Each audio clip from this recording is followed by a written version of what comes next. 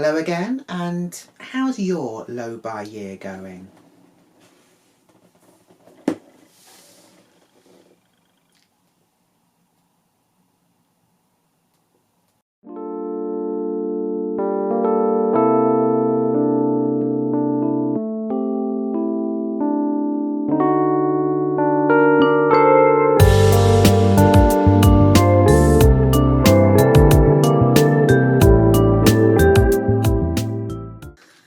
Hello again and welcome back to March Payne's Midlife Dolly Crisis. So today I am unboxing a very special doll. It is Elowen WILDE. So here she is in her box. So the box is very nice. It's very big. This is, I believe, the biggest doll that I've ever owned. So it's going to be interesting seeing her out of the box. I first became aware of Elowen WILDE really through Tammy Powley's channel, which is Peacecraft Dolls with Tammy Powley, and I'll put a link down to her channel in the description box.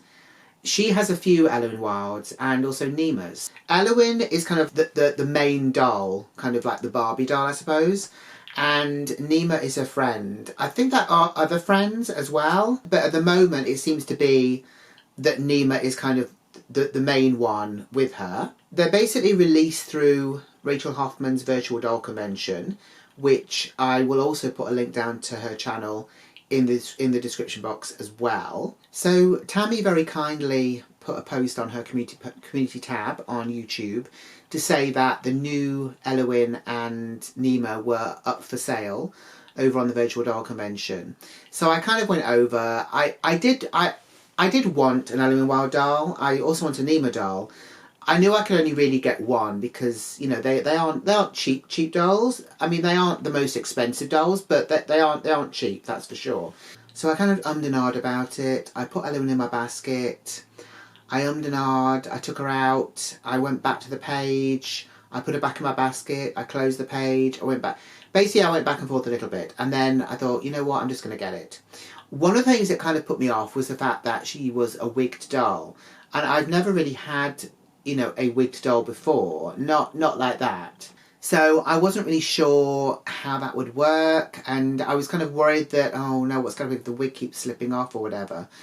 But you know what, I kind of thought also having a wig doll gives you other opportunities to change the look of the doll. So although she is currently blonde, she might not stay blonde, but it kind of depends how I feel about her when I get her out. But I've already looked online, and there are a lot of really nice wigs on the Virtual Doll Convention website for the Neema and Elowen dolls. So there is a possibility there. So yeah, I'm super excited to actually open this. So look, let's just go for it and see what we think. Okay, so here is the box. It's obviously quite big. I've had to adjust the way that I'm filming just to get it in shot, basically. And obviously it's kind of tilted to the side. I can probably do it like that, but it might be better like that, because then you'll be able to see the whole thing. Essentially, at the moment, my tripod is at its fullest, and it's on top of a box to try and give it more height so we can actually see everything in its entirety without kind of missing bits. So obviously this is the box that we've kind of already seen. It is really lovely. It's quite retro looking, which I like. We do have a bit of shine here, so there's sort of a foiling detail around the name Elowen WILDE. I'm actually going to bring that bit up so you can see it. There we go. Sorry about the shadows there. So yeah, so it says Elowen WILDE, and we have this really nice sort of foiling detail around there. And on the side of the box here, it does say Chasing Rainbows Basic 2, which is the doll that I purchased. So that's good. And then on the side here, we've got information, Wild Imagination, which I believe is Robert Tonner's company, and tonnerdoll.com. And then just basically the usual kind of copyright information there. And is that it? Yes, I think that is all the information that we have. So I'm going to lift the lid. There we go. So again, we've got a very nice sort of paper in here, covering up the main treasure. So here's the main event in the box. So she's got kind of ribbons tied around her, so there's not going to be any annoying tags or anything to get her out. Her head is kind of to one side, twisted to one side, and she does have kind of like a hairnet over her face and hair. As I had mentioned before, she does have a wig, so that'll be interesting. And yeah, I think all this have to do is really to get her out. So I'm going to do that quickly off camera, and then we'll have a better look at her. So here we have Elowyne in all of her glory. I'm going to show you the bits that she comes with first. So she does come with a stand. I've never had one of these before. So this is a clear plastic, a clear sort of perspex, and then it's like a saddle stand, which will be interesting because, as I say, I've not really had one before, and I presume this just pushes in. So here we go. So this is a saddle stand with this bit pressed in. It did take a little bit of pressing, but hopefully now it's in. It's in for good. So hopefully I've put it in correctly. So as I say, I've never had a saddle stand before. I know that other dolls do come with them. Some of the more fancier Barbies, I think, come with them, and I'm pretty sure the Integrity dolls do as well. Basically, a saddle stand will not go around the waist. It will literally just go around the crotch area kind of thing. They will rest on there. They will sit on it. It's like a saddle. Mainly because if it's there, it's not going to get in the way of clothes. Regular stands basically normally clip around the waist, as you know. So if the doll is wearing something quite big or, you know, delicate, you don't want to be like putting a clip around the waist or sort of damaging the clothes. So that's kind of, I'm guessing, why we've got a saddle stand here. So that is that. We've also got shoes here as well. So they were kind of wrapped separately. I'm going to take these out of the packet now. So let's have a look at the shoes that she comes with. So obviously these go very well with the outfit that she's in, because these are white with silver dots all over them. They obviously have a heel. They've got a strap over the front where you would kind of put the foot, and then they've got one that goes around the ankle at the top here. I'm not sure how easy they're going to be to buckle up, but I guess we'll find out because I will be obviously putting them on her. These are really nicely made shoes. I'm presuming you need some kind of special shoes for these dolls because they are sort of a unique shape perhaps. And she does come with heeled feet, and she doesn't have any ankle articulation, which, to be honest, I do prefer when they don't have it, because I'm constantly worried when I'm removing shoes from dolls which have ankle articulation that I'm going to pull the whole foot off. So these are the shoes. I'm going to put these to one side. I will put them on her before the end of the video, don't worry. So let's have a look at the girl herself. I think I feel a bit overwhelmed, to be honest, because she is such a big doll, and it's just so odd handling a big doll after handling basically kind of like 1/6 scale. So she's a 1/4 scale, which I might have mentioned previously, but there is quite a big difference between the two. I'm actually going to put her next to a Barbie. I might do it in the pictures at the end when I've kind of got her stood up properly, so you can kind of see what the difference in size is. But yeah, let's have a look. Let's have a look at her face first of all. Okay, so this is the face. This is what I'm talking about when I say she kind of looks. She looks like she's seen stuff and she's over it all now, which I kind of like. It could be a sort of a neutral expression, but for me it kind of says an awful lot. It's not that different really from the facial expression on the Rune doll that I opened recently. For me as well, Rune looks like she's had it. She's had enough. That, or she's about to cut someone, you know, which again is another expression that I kind of like. I think that's kind of why I like the Cindy dolls as well, because they have that sort of, they have the side eye, and they're not grinning, I suppose is the thing. I don't like dolls that are grinning, which is why some of the Barbies I really don't like, because they're always smiling. But anyway, back to Elowyne. She has a really beautiful face up. I am going to try and show you her face up close. Now, her fringe is a little long, so you might not be able to see, but she does actually have eyebrows. Let me lift that up there.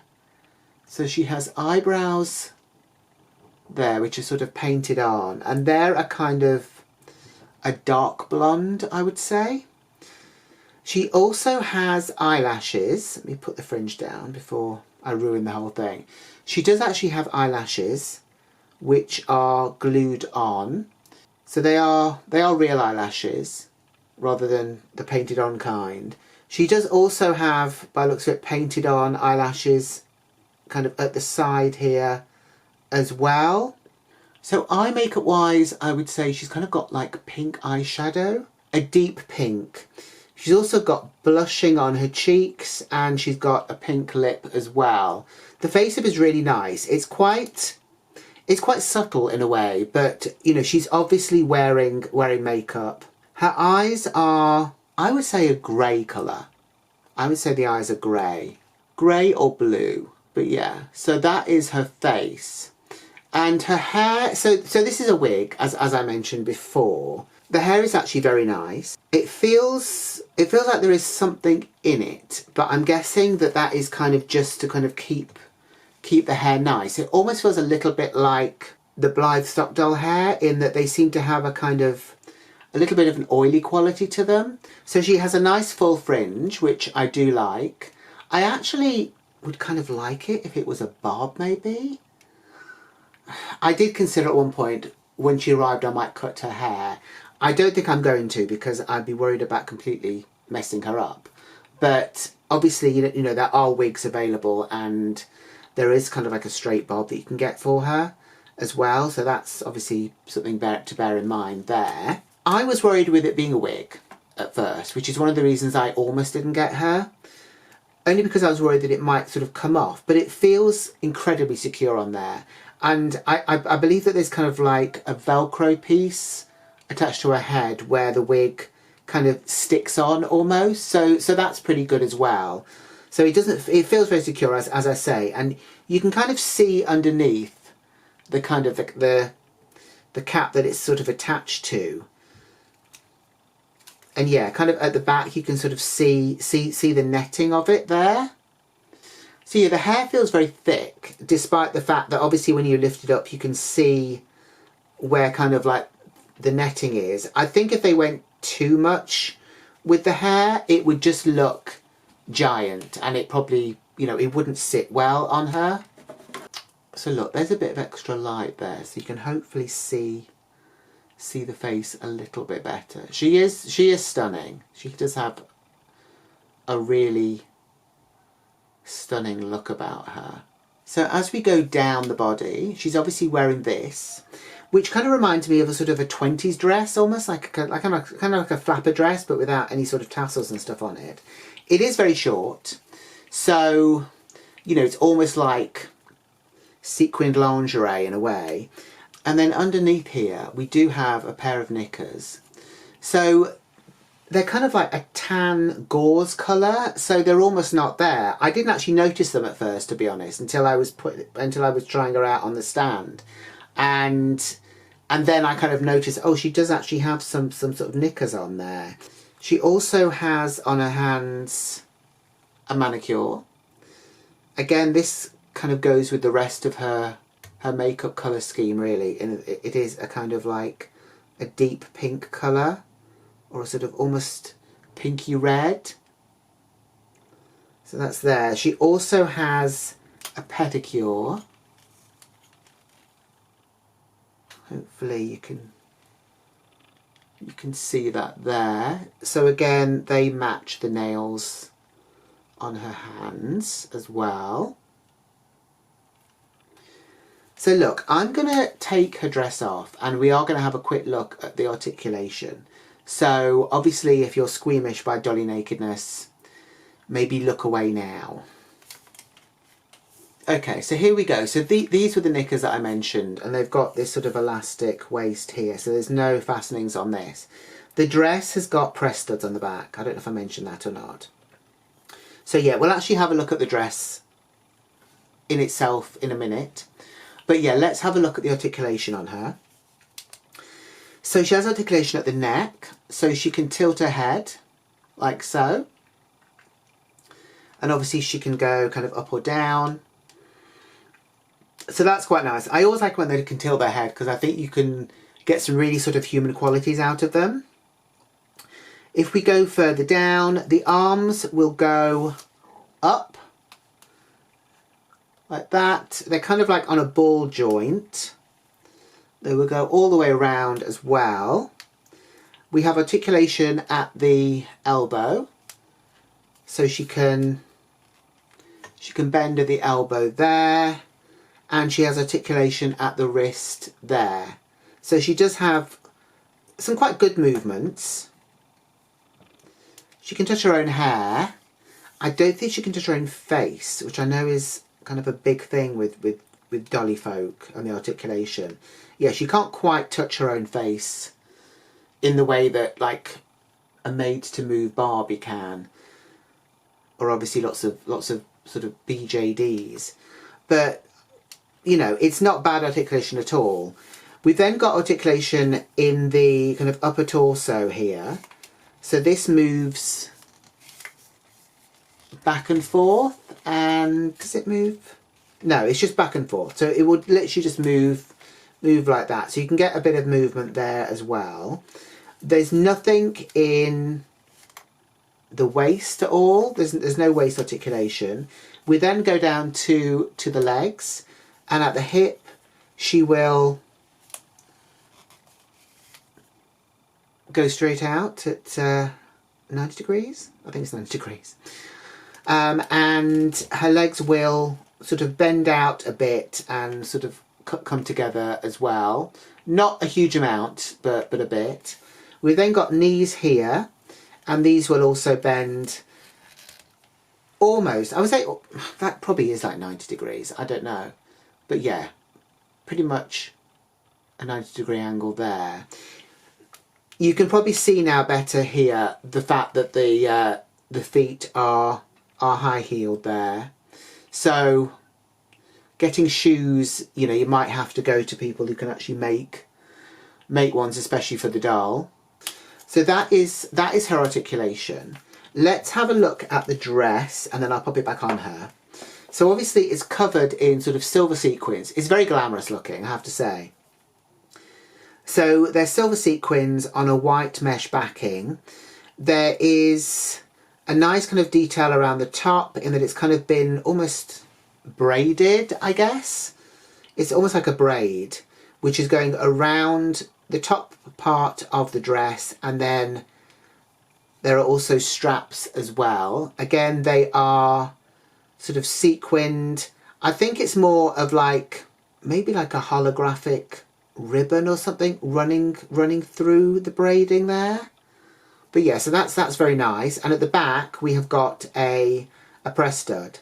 So although this is on a kind of a gauzy fabric, you can't really see through it because there's another layer of it inside. So there's no worry about her wearing this and you being able to see too much of her or anything like that. Okay, so here is Ellowyne in all of her glory. This is her top part, and then if we go further down, you can see the shoes there. She's on the saddle stand. It seems to be working pretty well. I think for me, the key was to pull it out to its sort of full length, put her in it, and then sort of move the stand, move the kind of the telescopic part down until she was kind of flat. So yeah, it seems pretty good. It seems quite secure as well. I have put the shoes on, as you can see. I am actually going to bring her up so you can see the shoes. There we go. So they fit her very well. I think I should probably tighten the buckle part of them. It is a little bit fiddly, but once they're on, you know, they aren't going to sort of fly off or anything like that. So that is good there. So they're very nice. They obviously, as I say, they do kind of go with the glittery outfit. So yeah, I'm delighted with her. I'm also a little bit overwhelmed, I suppose, really, because she is such a big doll. And I've not owned a big doll like this before, so I don't really have any clothes for her to wear apart from what she's in. But yeah, I mean, I'll get there. I've been having a look and seeing what's available kind of clothes-wise, and maybe seeing if I can kind of make some stuff as well for her. I'm excited by her. I'm excited to be able to dress her and, you know, change her looks and maybe get like a different wig or two for her as well. But yeah, let me know what you think of her down in the comments below. Let me know if you've got an Ellowyne, and let me know if you've renamed your Ellowyne.